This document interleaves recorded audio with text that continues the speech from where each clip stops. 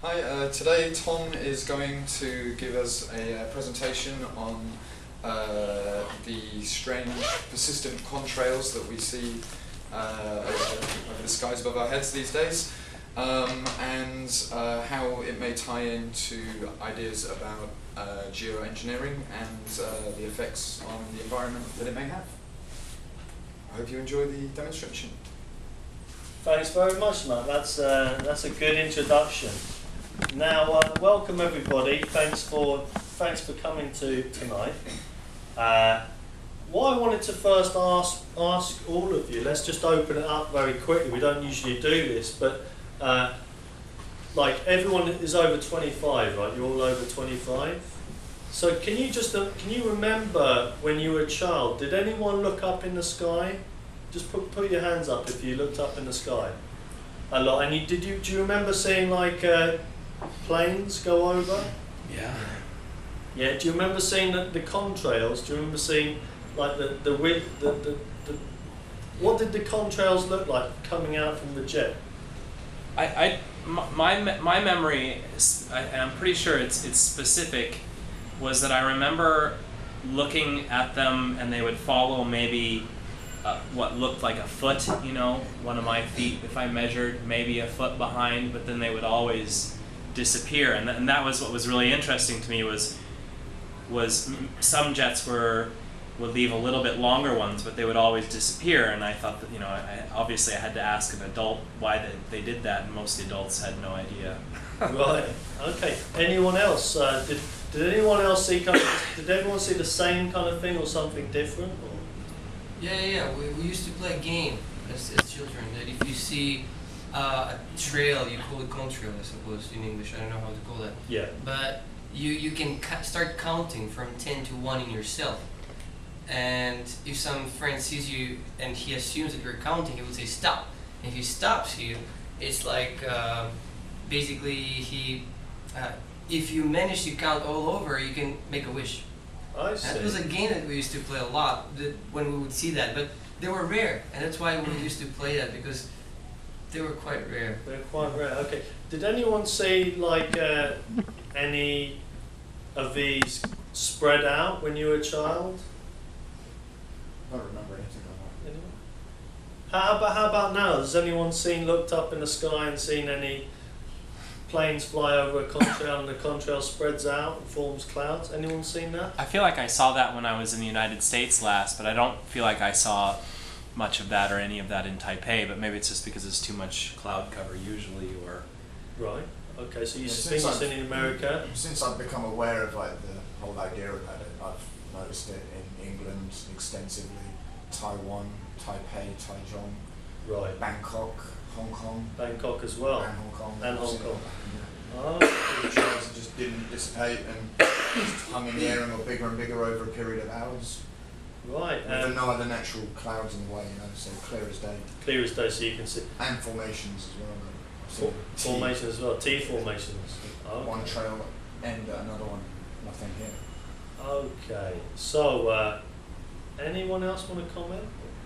Well, that's something that we're going to talk about today, because from what you're saying, what you're saying, they don't sound quite like what you're seen as a child or what you saw as a child.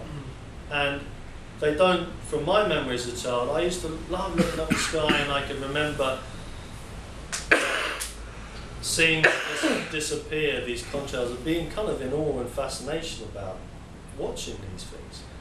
But now the situation has changed, and there's certainly in England, I first got interested in this about 3 years ago. It was a blue sunny day, and I was at my mother's house, and anyone who knows England knows that it's quite rare to have blue sunny days, but this started off as a blue sunny day, and we're having we're going to have a lovely family day together, a big meal, and these planes started going over, and the blue sky started changing to clouds, and it just annoyed me, basically.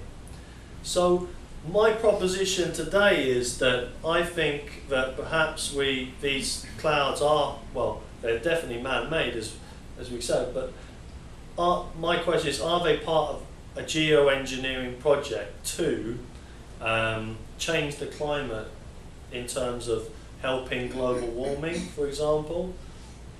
And that's what we're going to look at today, a thing called geoengineering. Now, geoengineering is basically, I've got a couple of definitions here for you, just give me 1 second.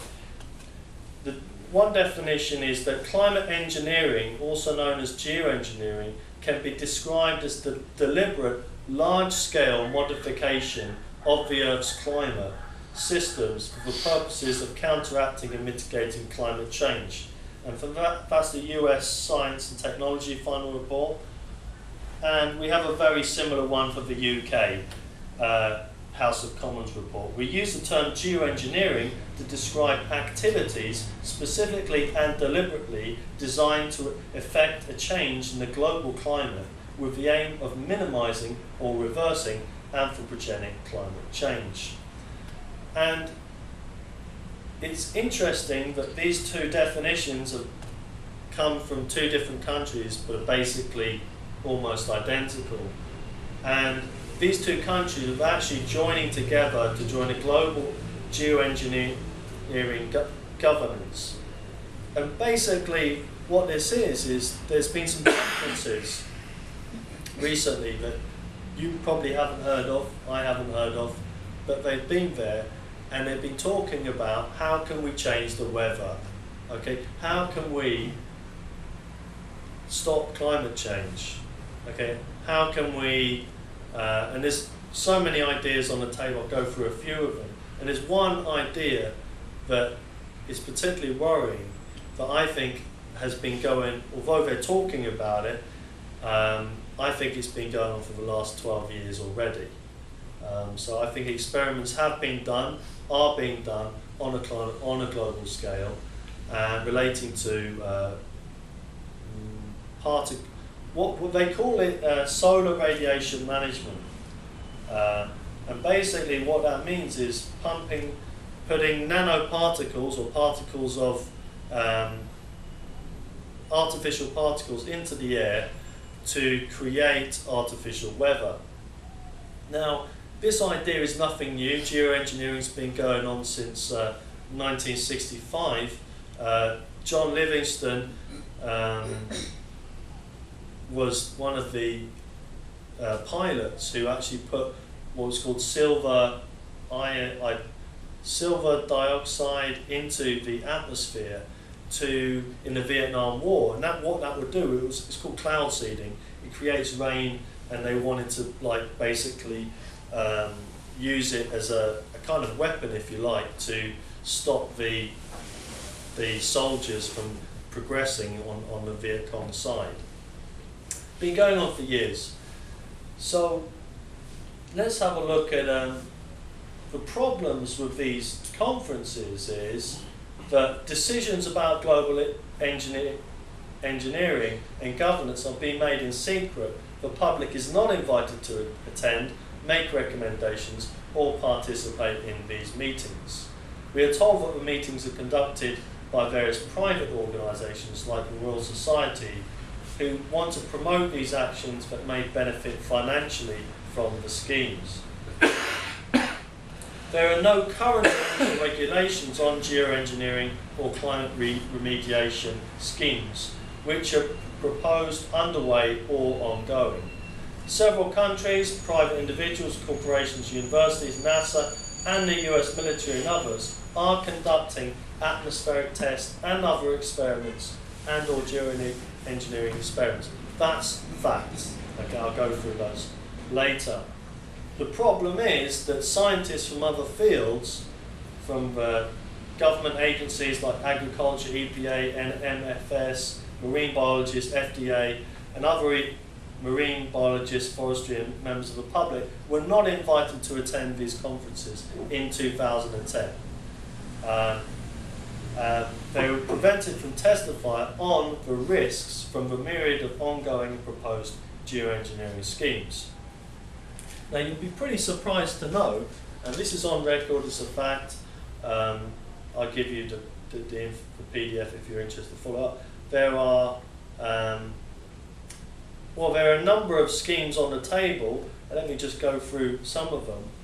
Giant reflections in orbit, where they put a kind of mirror up in there, and that will sort of reflect back sunlight.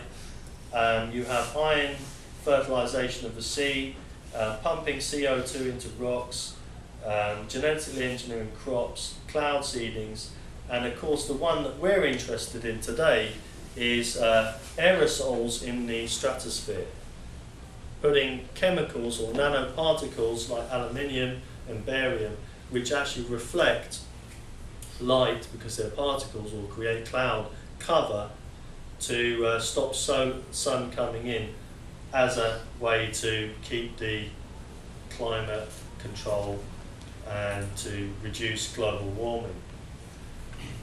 Basically, it's even from their scientists who are proposing it, they're saying it's risky. The reason why it's risky is that you're putting particles. I mean, aluminium oxide is, sulfurous. It's H2SO4. You're putting particles up into the atmosphere, and sooner or later those particles are going to come down at some point. Whether they come down or stay up in the air, it doesn't matter. It could pollute the water, the soil, the atmosphere. Either way, we're using a man-made artificial technique to somehow fix the problem that we've been polluting anyway. So it seems totally back to front to me. If you want to stop, pollution from causing global warming, stop pollution, don't cause more pollution. So that's my point with that. They're making it, and this can be, these atmospheric geoengineering dispersion methods can be done through jets, small planes, rockets, drones, through chemicals, particles, gases, and salt. But they're risky for, these schemes by their own admissions, or by the people who are proposing, say they're risky. And the risks, it's quite obvious what the risks are, but you've got air, water and soil pollution, perhaps acid rain. Tree and plant declines, which we're seeing at the moment, changes in pH soils, increased weather changes with negative consequences. Talking about sunlight, when less sunlight reaches the earth, you have, what they're not talking about is, you need sunlight for photosynthesis. Plants need it to use the sun to grow. And so what's happening now is we're seeing, as I'll look at later in the case studies, we're seeing that the crops are not growing. So you also have some human health problems, increased asthma and various kind of illnesses related to that. So I think I'm going to move on to just talk to you about, there's basically some, to give you an idea about the problem and how unregulated it is that in the world now, as we speak, there are 150 weather modification programs operating in 37 countries worldwide. Each modification program covers thousands of square kilometers. So all of it is unregulated, or most of it is, as we speak. And that's what's perhaps, but the biggest problem that I want to look at today is the problem of what they call solar radiation management, or just putting chemicals up into the atmosphere. And as we can see, we talked about the skies and how contrails persist or don't persist. Here we have an example of this artificial contrails or persistent contrails there. Now, my speech is all based on Rosalind Peterson, who was a UN key speaker at a climate conference and in 2010, and she basically has done a lot of research. So I'm going to spend about 5 or 10 minutes talking about Rosalind Peterson's work. Rosalind Peterson was originally an agriculture crop loss adjuster for the state of California. So what that means is that she was basically, if crops failed, then she'll reimburse the farmers because it's all subsidized. And what she was noticing in 1989 onwards was that the cloud cover above her was beginning to get hazed over from these planes flying over, and at the same time crop losses were increasing. So she made the connection between crop losses and the cloud cover. And she began to notice these clouds, and she comes from a place called, in California, called Mendocino County, which is away from it's quite near San Francisco, well, it's next to San Francisco, but it's an agricultural area. So there's no real, and it doesn't have any flight path, much commercial flight path activity, because it just goes straight over San Francisco. So it doesn't really go anywhere near there. So she was wondering why these planes were suddenly appearing in, all across California. She used to travel across California, and she started to do some research. And she also noticed about the planes, was that these planes were not your commercial carriers. I don't know if you can see, you can have a look later if you want. They were unmarked, mostly white planes, KC-135s or C-141s. They fly in military airspace, either military or contractors, and they fly in grid patterns as we see here. They do turnarounds, and you can see more than one at a time, and they create very variable cloud cover. So here it is. You don't have to turn it, it's okay. Okay. So here we are. And so here is the grid patterns, and here is the turnarounds. So you can see the plane's actually turning around. What she decided to do is, she realised these weren't commercial flights, so she asked the FAA, the Aviation Authority, Flight Aviation Authority, to give her all of the flights, both commercial and non-commercial, and she tracked those flight patterns. And what she saw was the commercial flights, they go in a straight line, see, because they've got to save money. They don't want to be going, unless there's a freak weather, they need to get from A to B in the quickest amount of time. But the planes that were coming over Mendocino County were actually going around in a loop. They're called intra-flights. They're going around in a loop like this, and they're also seem to be going within 3 miles of each other, which is illegal if you're a commercial flight. Problem is, you cannot go up to the atmosphere and test what they were spraying, because it could be a military jet, it's unmarked, and you could be going to military airspace, it could be dangerous. And also financially speaking, it's probably not possible. But what she could do, she could tell the difference between what is a contrail here. Here we see the contrail, and it's what you were describing, Ethan, and I think what Angel was describing. And here is the persistent contrail, which is in the same atmosphere, but it's persisting rather than dissipating. So here we are. So what did NASA say about this? Well, NASA talk about persistent jet contrails form man-made clouds. They trap warmth in the atmosphere and exacerbate global warming. So even NASA, who in this subject has been behaving in a dubious way, in my opinion, is saying that these clouds exacerbate global warming. So at this stage, it's not even important whether what's in the chemical, if there's aluminium or barium in these clouds. The fact is that they're persisting and they're exacerbating global warming. to such an extent that now by 2025, one report in the BBC says that telescopes, land telescopes, will be obsolete. They can't get through to the cloud cover. They go on to say NASA contribute to long-range changes in Earth's climate and affect natural resources. They are the biggest variable in terms of climate change. The very interesting thing here is jet contrails, persistent jet contrails, have only been persistent in the last 15 plus years and are created mostly by military jets.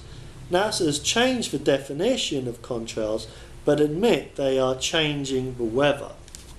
So not only are NASA changing the definition of contrails, but they're actually indoctrinating children through their scheme, their children's scheme, to actually help NASA in their research to track these persistent contrails. Now, why would you want to ask children to track persistent contrails? Because it's already on record that from their satellites, NASA can see contrails, they can see even haze. And so when Rosalind Peterson pointed this out and said, well, why don't you let me help you, I'm an expert, they said no. I said, well, why not? I said, well, you're not reliable enough. What? I'm not reliable enough, but you're asking children to do it? And they've now recently brought out this new cloud photos, which have got man-made clouds in them. But they never say to the children, these are man-made clouds, you know? So why not? You know, why not say they're just what they are? They're man-made clouds from jet contrails. Don't call them cirrus, or don't call them cumulocirrus clouds, then they're clearly not. So NASA are creating these new definitions and new names for clouds or new clouds, but you know, the fact is that they've only been going on since the last 15 years. I'm going to do 5 more minutes. So Rosalind Peterson did some soil analysis and some water analysis from the whole of the area, and she saw spikes in aluminium and barium, and they could only be concluded to come from the air. So basically, they're coming from the air, and they're showing up for the whole of the California county. Have spikes in aluminium and barium. So here's some photo. Here's the US insignia. This is happening all over the world, by the way. This is just a case study, okay? In England as well. And what you'll see, let's have a look at some of the clouds. Here we are, I don't know if you can see this. Here you see some of the persistent contrails. Here this is interesting because there's a break in the contrail, and I've actually taken photos of this myself, where it starts, stops, starts. I mean, how could that be natural? Okay, here we have bulges. Okay, here's another break. These are all, and what will happen is that they'll spread out to form haze or clouds. Again, some more evidence related to Mount Shasta, which is a pristine natural park in America, and levels of barium and aluminium are off the charts there, and it can only come from the air, it's been concluded. And you can see the planes flying over. So it's my contention that there's an elephant in the sky, and we can see it if we look up. It happens in Taiwan. Hasn't been happening that much this week, but I look up at the sky every day, and I look at the clouds, and I basically am interested in following this. So it kind of talks about California drinking contamination. So I'd just like to maybe finish with maybe a couple of videos. Now, some people may say, "Oh well, you know, this is fine. This is just contrails. These are contrails from planes." And I'm just going to show you a video that shows a plane at a higher altitude with just a normal contrail which disappears, and a plane at a lower altitude that doesn't, where the contrail persists.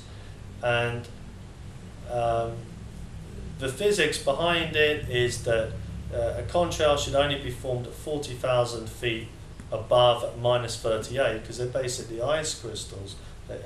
There's you know, you can build a cloud above. So let's just show you that, and let's see if I can pick that up for you now. Give me 1 second.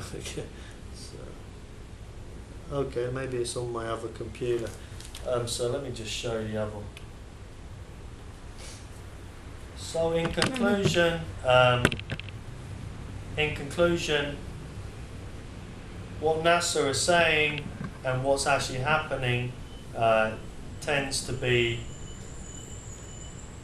suggest that there is a problem with our skies.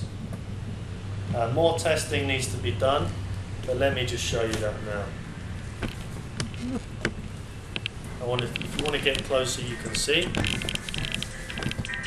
Here we have the contrail, the plane flying quite high, and this is a normal contrail, and this is what you should expect to see 15 years ago. Here we're moving over to below. This is a persistent contrail, and I would imagine this is not natural, and it is actually a lower elevation, which means, you know, usually the higher it is, the better to form contrails anyway. So the fact that it's at a lower elevation is quite worrying. And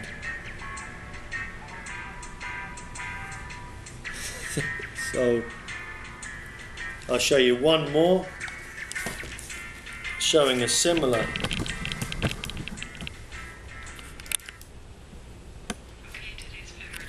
Here's another one. Here's a natural one. You can see the contrail here. Flying high, because you need to form contrails from 40,000 feet above. And here we have. That is a persistent contrail at a lower altitude, whereas it should be the opposite. You know, so. And here we see the grids, they're flying close together. You shouldn't be within 3 miles of each other unless you're military. Yeah, so. Thanks very much for listening. Let's open it up for your thoughts, your opinions, your questions. Thank you. Thank you, Thomas.